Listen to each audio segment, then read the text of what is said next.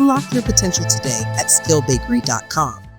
Now in this one, we'll be learning how we can create hooks using Claude Code /command, and we'll also see why we make use of hooks. So here, the use case is that we will be saving the prompts that we are giving in the command prompt of Claude Code extension into a JSON file.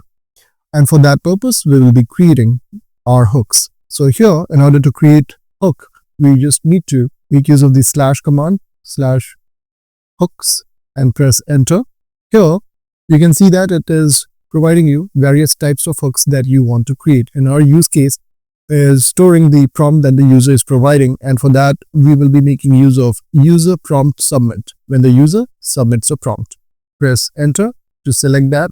And over here, you'll notice that it says input to command is JSON with original user prompt text, and other instructions are provided.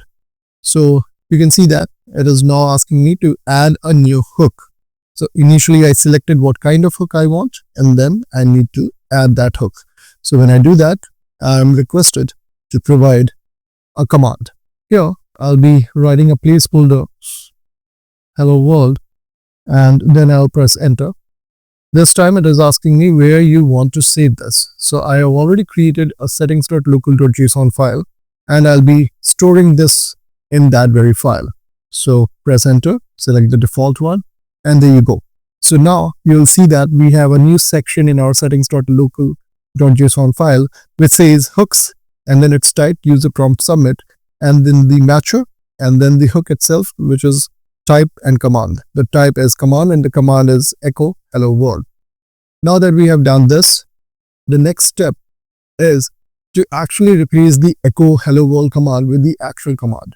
So here we will be making use of node to use this feature. So I'll say node, and then I'll provide a file name over here. Let's call that file as log, and this file we will be creating inside the directory.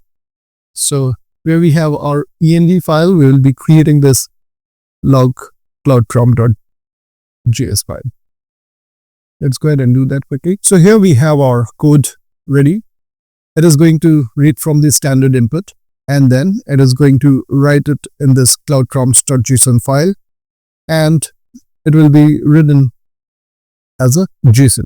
So let's save this now, and let's go ahead to our Claude prompt over here. So I'll be pressing escape so that we go back to our Claude Code. And here what I'll do is I'll first of all clear, and then I'll relaunch this Claude Code.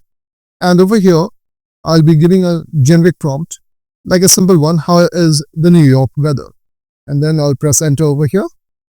And here we have our response from Claude Code, and it has shown me the sources which it has scrapped or searched and then provided the result. Now, let's go back to our actual thing that we were doing. Over here, you'll notice that we now have a JSON file, cloudprompts.json. If I open up, you can see that it is showing me the prompt itself. So the prompt has a session ID and the path to it, the current working directory, the permission mode, and the prompt itself that we have provided. How is the New York weather? So you can see that hooks are basically useful when you want to intervene the user prompt. So this way you can further customize it in such a way that the prompt basically becomes an input to a larger thing. So whatever you're typing will be taken as an input, as a parameter to the actual prompt, and then it will be forwarded to Claude. So all those kind of tricks can be applied when you are working with hooks. If you find the video helpful, don't forget to like and subscribe.